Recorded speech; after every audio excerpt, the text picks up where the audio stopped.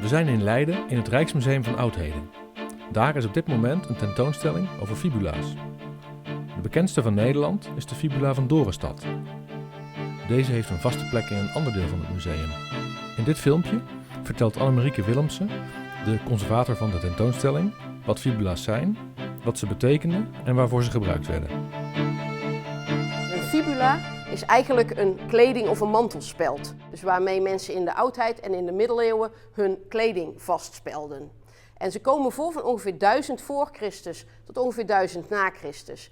En in die 11e eeuw komen eigenlijk de knopen op als een manier om je kleren vast te zetten. En raken die fibula's eigenlijk buiten gebruik. Dan komen er ook daarna natuurlijk en nog steeds wel brosjes voor. Dus speldjes die je op je kleren doet. Maar die zijn eigenlijk alleen maar decoratief. En het typische van een fibula is dat die zowel constructief is als ook mooi kan zijn. Nou, er zijn verschillende soorten fibula's uit die verschillende tijden en ze worden ook door verschillende mensen gebruikt.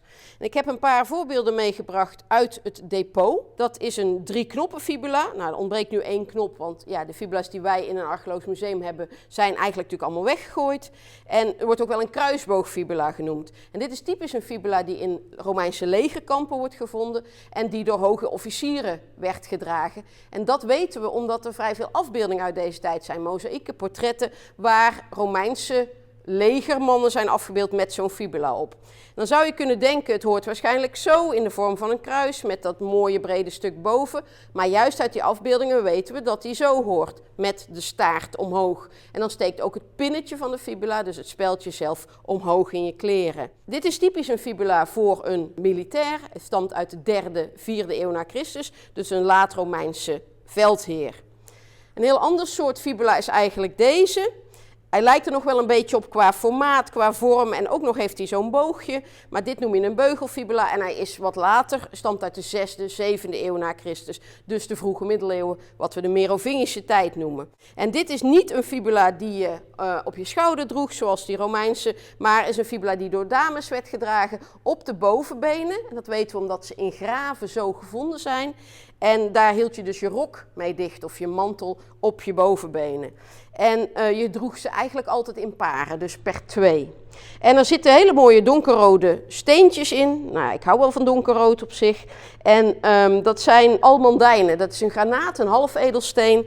En we hebben die laten onderzoeken, die steentjes. Dat komt in veel vroegmiddeleeuwse fibula's voor.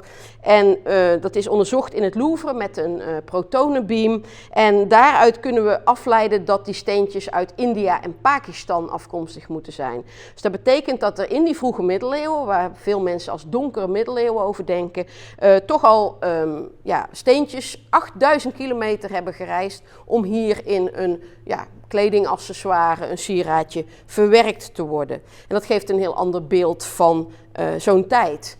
En ja, naast die Romeinse en die vroegmiddeleeuwse fibula's zijn dus ook prehistorische fibula's bijvoorbeeld te zien in de tentoonstelling. En die vallen vaak op doordat ze heel groot zijn. De grootste die we hebben in dit museum is 23 centimeter. Dat is echt een groot dik ding. Dat moet je door een mantel steken en niet te veel meer bewegen. Terwijl je hebt ook hele kleintjes, soms maar van een centimeter groot. En die zijn natuurlijk niet meer heel constructief. Dat is echt voor de versiering. En dat zie je in die loop van de tijd ook een beetje verschuiven. En dat betekent eigenlijk dat de allerkleinste fibula die wij hebben in de collectie nog kleiner is dan een centimeter. En die is in een kindergraf gevonden. Dus dan kun je je voorstellen dat een kind zijn eigen kleine fibulaatje had om het manteltje dicht te spelden. En ja, daaruit kun je afleiden dat fibula's eigenlijk voor verschillende soorten mensen zijn. Dus je hebt fibula's die damesmode zijn, fibula's die echt voor stoere soldaten zijn, fibula's speciaal voor kinderen, fibula's speciaal voor koningen en keizers. Dan zitten natuurlijk allemaal goud en edelstenen bij. Archeologen vinden grotendeels natuurlijk de gewone, de veiligheidsspelden die van brons gemaakt zijn, die we draadfibula's noemen. En in de musea zie je natuurlijk eigenlijk altijd de allermooiste. En die hebben heel vaak veel kleur en ook veel vorm. Hè? In de vorm van dieren, in de vorm van planten, in de vorm van soldatenschoenen. Dus daar is heel wat aan te zien. En dat betekent eigenlijk dat fibula's veel meer zijn dan opgegraven spulletjes. Ze zijn hebben deel van de mode in bepaalde tijd die verandert. En dus laten ze zien wie je bent en ook hoe jij jezelf aan een ander wilt laten zien. Wil je meer filmpjes zien over fibula's en van het RMO? Kijk dan in de omschrijving van deze video. En wil je meer van dit soort items zien? Kijk dan op ons kanaal.